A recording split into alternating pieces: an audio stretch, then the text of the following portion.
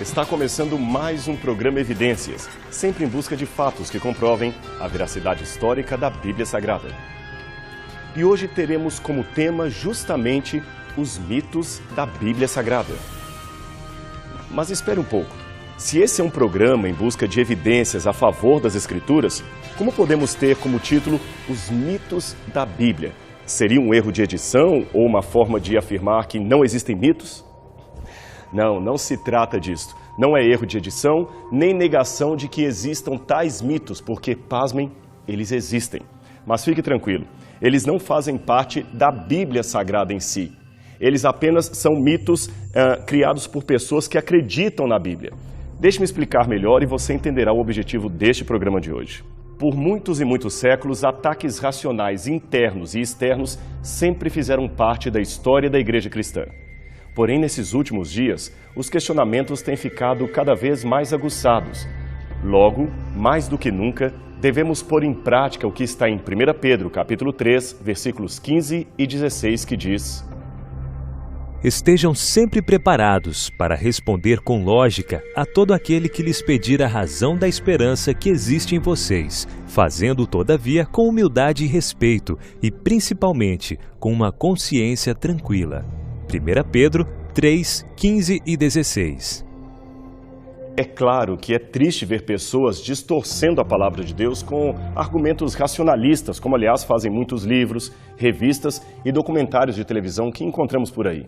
Contudo, pior do que ver um oponente questionando a nossa fé é ouvir um aliado defender mal a doutrina na qual acreditamos. Isto infelizmente ocorre, e muito no seio cristão.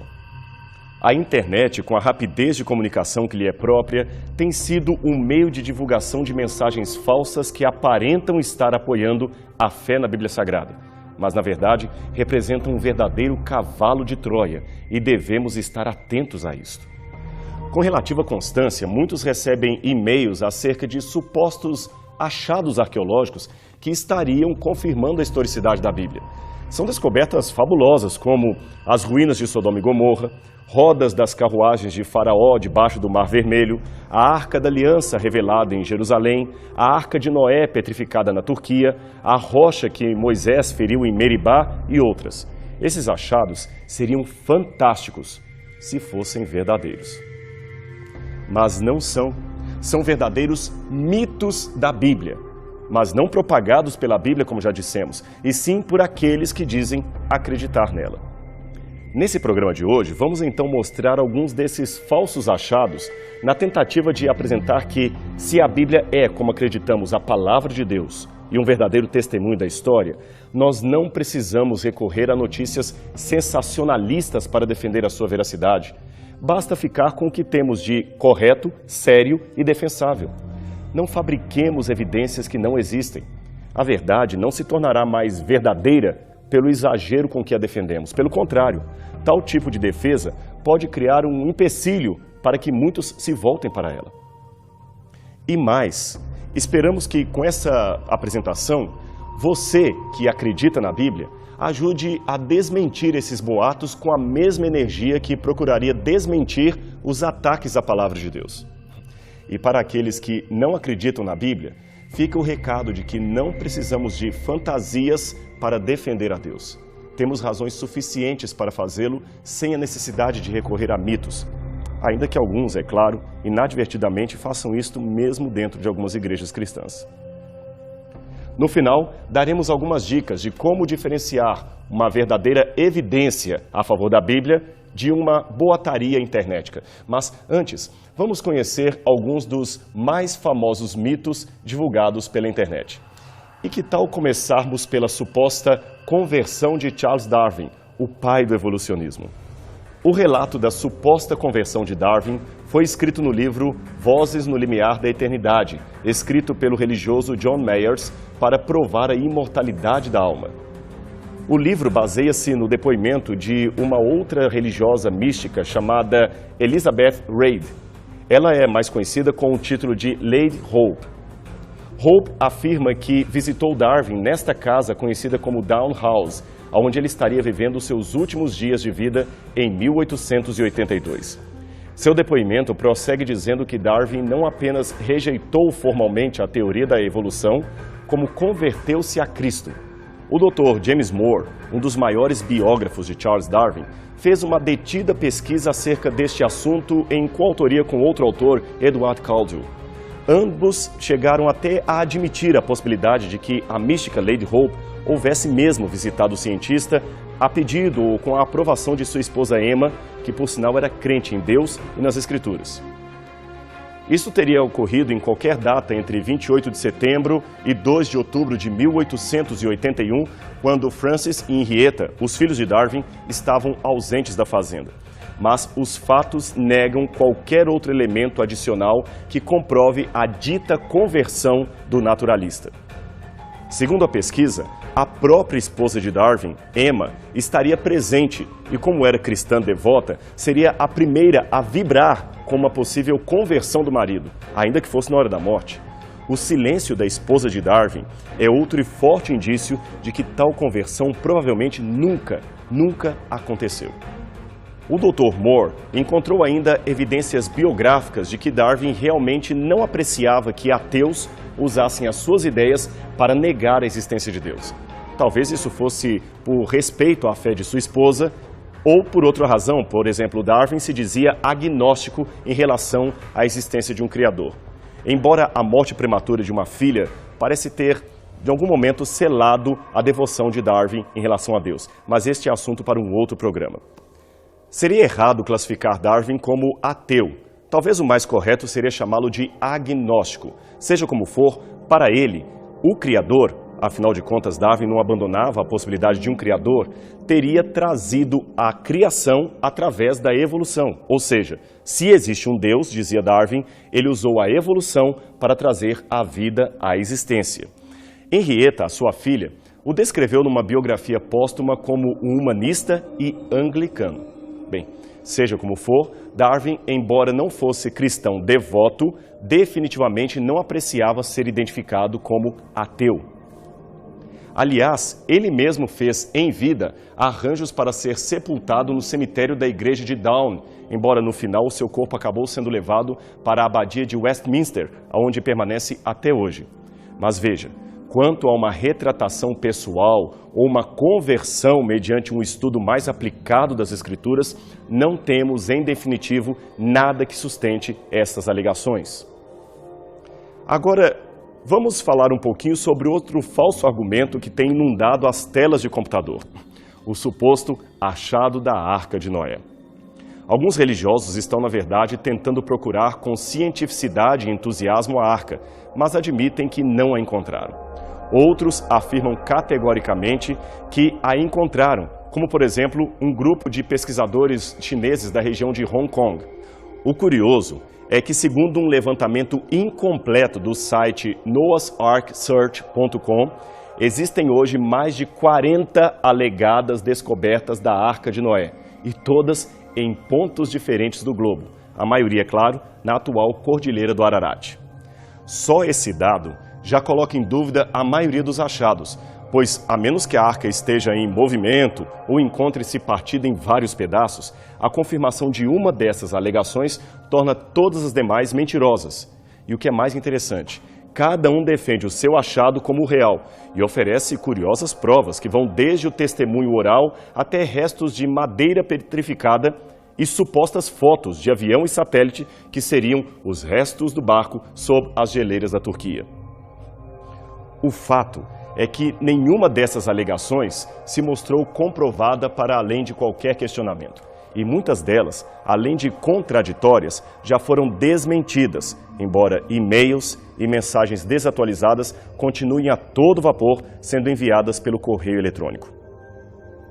No caso dos chineses que relacionamos no começo, o Dr. Randall Price, um arqueólogo sério com formação em Israel e que no começo havia ficado entusiasmado com as pesquisas do grupo, resignou a sua posição no projeto e afirmou numa entrevista à Fox News que passou a nutrir fortes suspeitas de que tudo não passaria de uma farsa. Em primeiro lugar, afirmou ele, um monte de coisas suspeitas envolvendo a arca tem acontecido naquela região do globo. Ademais, a exploração comercial e turística, envolvendo guias curdos, aumenta a suspeita de que algo estaria errado em relação a este suposto achado da arca.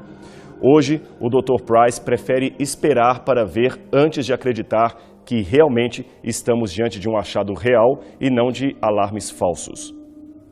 Veja também este exemplo. Esta foto foi tirada de um avião que sobrevoava outra área da região diferente do local apontado pelos chineses no Ararat.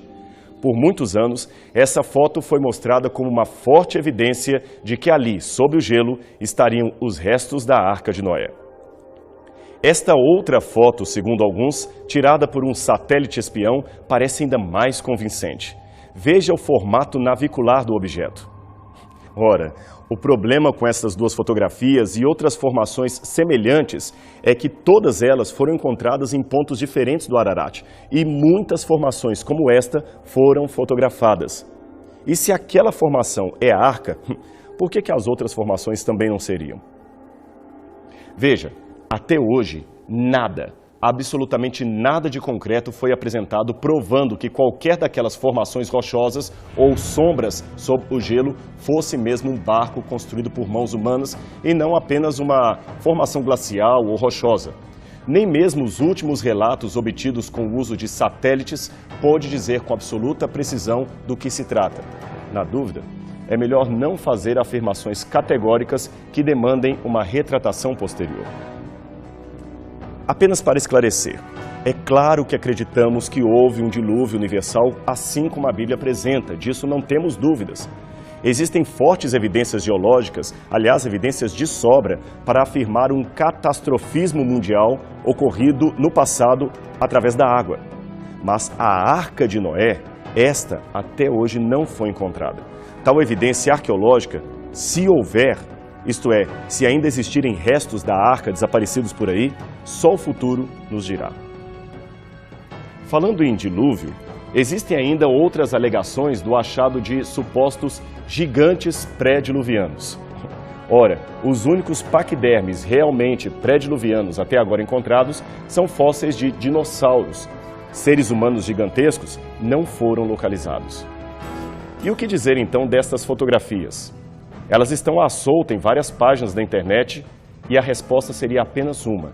São todas falsas, sem exceção. Esse tipo de fraude vem de longe. Veja esse suposto gigante antediluviano petrificado e descoberto em 1869 em Nova York. Ele media cerca de 3 metros de altura com um pé de 53 centímetros.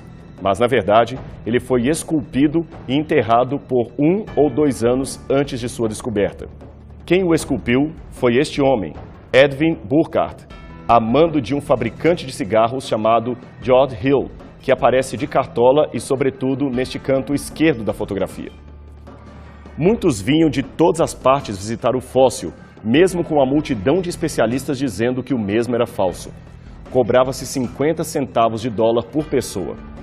O engano foi tal que até uma cerimônia oficial de ressepultamento foi feita para o gigante, contando inclusive com a presença do prefeito da cidade. Barnum, um dono de circo especialista em fraudes, quis comprar o gigante por $30 mil, mas como não conseguiu fazer negócio, ele mesmo mandou fazer uma cópia, alegando que o seu gigante era o verdadeiro e o outro falso. O primeiro caso de falsificação de uma fraude. É bom que se esclareça. Ainda que tenhamos na Bíblia, em Gênesis capítulo 6, verso 4, a descrição de que havia gigantes na terra antes do dilúvio, de modo algum a Bíblia está se referindo a gigantes com 15 ou 20 metros de altura. Embora a população pré-diluviana devesse, é claro, ser de maior estatura do que os atuais, isto não significa que eles fossem de 20 metros. Apenas que eram mais altos e tinham uma inteligência superior à nossa.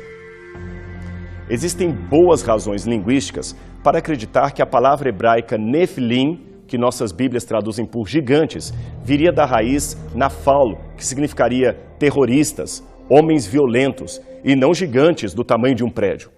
O estudo de línguas originais da Bíblia ajuda muito no entendimento do seu conteúdo, e as pessoas deveriam prestar atenção nos resultados desta pesquisa. Já que falamos do dilúvio, de gigantes, de paquidermes, que tal uma outra lenda urbana muito mencionada por aí? é a de que fósseis humanos teriam sido encontrados junto a fósseis de animais pré-diluvianos, provando assim que homens e dinossauros conviveram juntos. Isto também não procede. Em Glen Rose, no Texas, no leito do rio Paluxy, podemos ver as supostas pegadas humanas juntamente com pegadas de dinossauros gravadas em rochas. A formação rochosa é do Cretáceo, e isso, em tese, provaria que seres humanos conviveram com esses paquidermes. Em 1970, foi entrevistado Charles Moss, que aparece de chapéu ao centro. Ele, juntamente com seu sócio chamado James Riles, cortavam a pedra e vendiam como pegadas. Esta venda acontecia desde 1930. Veja uma cena onde ambos aparecem cortando as pegadas. Algumas das pedras cortadas estão até hoje expostas no Museu de Criacionismo, um museu amador. Veja o nítido contorno da pegada humana juntamente com a possível pata de um Tiranossauro Rex. Moss declarou que as pegadas humanas eram produzidas em sua maior parte por um pé descalço, mas às vezes também aparentavam ser um pé calçado. Os rastros variavam de meio metro a 2 metros. Havia também rastros humanos cruzando rastros de dinossauros e pegadas de dinossauro que destruiriam a sequência das pegadas humanas. A escavação destas pegadas indicou uma camada inferior comprimida, como seria de se esperar. Mas o que se sabe hoje, com certeza, é que pelo menos algumas das pegadas de dinossauros parecem ser verdadeiras, mas as pegadas humanas foram desonestamente talhadas na pedra. Infelizmente, não teremos tempo para mostrar outras lendas urbanas criadas em nome de Deus. Mas se o fizéssemos, teríamos muitos outros casos, como por exemplo, os falsos relatos do achado da Arca da Aliança, as tais rodas do carro de Faraó supostamente encontradas no fundo do Mar Morto. Tudo isto não passa de invencionice. Houve um pregador certa vez que afirmou categoricamente do púlpito de uma igreja que os homens tinham uma costela a menos, o que provaria que a mulher, originalmente, conforme o relato do Gênesis, foi criada de uma costela de Adão. Ora, isto não é verdade. Tanto os homens quanto as mulheres têm 12 costelas, 12 de cada lado. Ademais, de acordo com o livro de anatomia clínica orientada pelos doutores Keith Moore e Arthur Daley, a costela tem uma capacidade regenerativa. Se a membrana externa, periósteum, for deixada intacta, a costela se recompõe. Portanto, nada indica que Adão tivesse realmente ficado sem costela após a criação de Eva. Mas isso também seria uma especulação completamente sem sentido. Todo pesquisador, especialmente aquele que lida com temas religiosos, tem de ter cuidado redobrado antes de fazer determinadas afirmações, principalmente em público ou através da internet. Aqui vão algumas dicas para ajudar você a diferenciar um fato de um boato. Primeiro, cheque a fonte da pesquisa. Se alguém afirma ou publica num site, por exemplo, que a NASA encontrou um dia de 24 horas perdido no curso das estrelas, evidenciando o longo dia de Josué 10 e o retrocesso da sombra do relógio de Acás, em 2 Reis, capítulo 20, verifique se há de fato algum artigo científico ou alguma nota num site oficial da NASA confirmando aquilo. E cuidado, neste caso específico do dia faltante, muitos sites chegaram a citar, evidentemente sem fontes primárias, nomes de supostos engenheiros e cientistas, como um certo Dr. Harold Hill, do laboratório de Greenbelt, que teria feito a descoberta. O fato é que a NASA não somente disse desconhecer tal experimento, como negou que qualquer pesquisador de Greenbelt estivesse envolvido alguma vez num projeto como esse. Tudo não passou de uma informação distorcida e de uma desonestidade através da internet. Outra dica: cheque a área de formação daquele que fez a afirmação. Ele é um pesquisador formado na área ou um dentista falando de arqueologia? É claro que existem conhecimentos gerais que não demandam especialização. Ninguém, é claro, precisa ser PhD em física para afirmar que Newton descobriu a lei da gravidade. Mas para afirmar que a lei da termodinâmica age deste modo e não daquele outro, você precisa ser da área ou citar pessoas que são da área.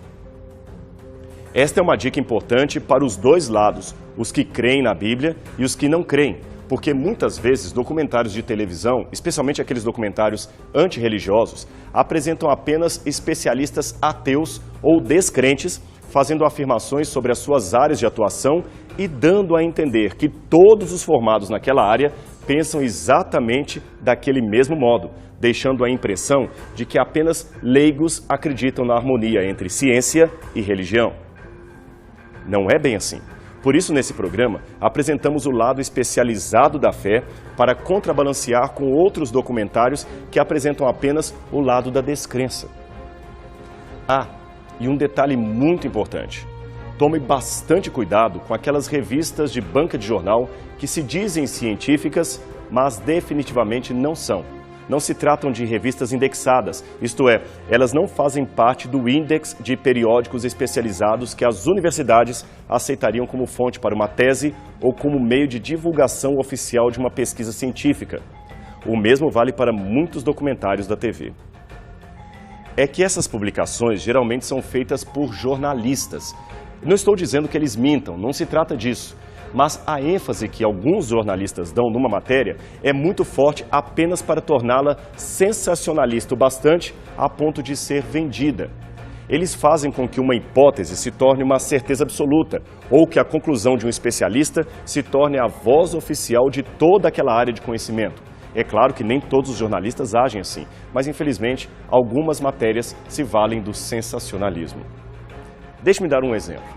Recentemente eu vi pessoas vegetarianas querendo de todas as formas abolir a soja de seu cardápio apenas por causa de um artigo publicado numa revista dessas de banca de jornal. Este artigo alertava contra uma série de malefícios provocados pela soja.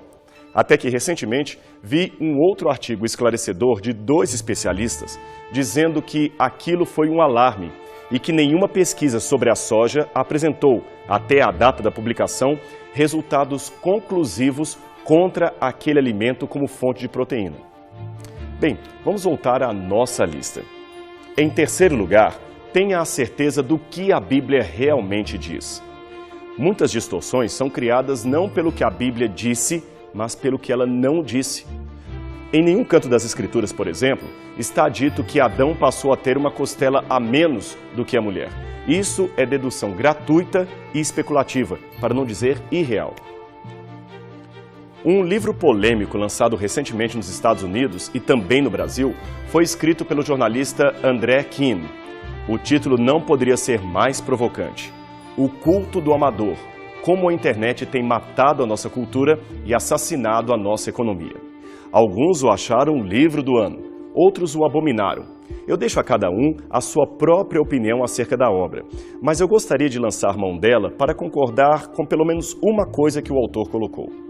Estamos de fato entrando numa era em que especialistas em nada estão fazendo afirmações sérias e errôneas, especialmente sobre assuntos religiosos, e os crentes deveriam estar alerta. Agora, por lógica e ética, eu não posso deixar de fazer menção ao programa Evidências que nós temos aqui. Embora procuremos pautar a nossa fidelidade de todas as informações e busquemos mais os assuntos que estariam dentro das especializações cursadas pelo apresentador, não é o nosso objetivo aqui neste programa pensar por você ou determinar aquilo no qual você deve acreditar. Apenas apresentamos, como o próprio nome diz, evidências. Cabe agora a você checar se elas são ou não verdadeiras e tomar a sua decisão a favor ou contra a palavra de Deus. Apenas um detalhe: querer ficar neutro já é uma decisão, infelizmente contrária aos ditos de Deus. E neutralidade não é uma boa coisa no dia do juízo final. Para os cristãos, vale a pena seguir o conselho que está em 1 Timóteo, capítulo 1, verso 4, onde Paulo nos alerta quanto àqueles dentro da igreja que se ocupam de fábulas, promovendo discussões que estão mais a serviço de Satanás do que de Deus. Pedro também afirma, quase num tom de desabafo, que ele e os apóstolos não nos deram a conhecer o poder da vinda de Cristo seguindo fábulas engenhosamente inventadas. Pelo contrário, eles falaram daquilo que foram testemunhas. Isto estaria em 2 Pedro, capítulo 1, verso 16. Aliás, voltando a citar Paulo, ele também fez um prognóstico antes de seu martírio que bem descreve o tempo em que vivemos e nos mostra que este problema já estava acontecendo desde os primeiros tempos do cristianismo. Veja o que Paulo escreveu. Haverá tempo em que muitos não suportarão a sã doutrina. Pelo contrário, cercar-se-ão de mestres segundo as suas próprias cobiças, como que sentindo coceira nos ouvidos, e se recusarão a dar ouvidos à verdade, entregando-se às fábulas. Tu, porém, sê sóbrio em todas as coisas. 2 Timóteo 4, 13, 4. Ser sóbrio em tudo, inclusive na forma de defender a verdade. Que sábio conselho de Paulo. Basta agora colocá-lo em prática e mostrar que vale a pena acreditar em Deus. Deus não é um mito, Deus não é uma fábula, Ele é real. E estamos aqui no Evidências para testemunhar isto para você. A gente se vê no próximo programa.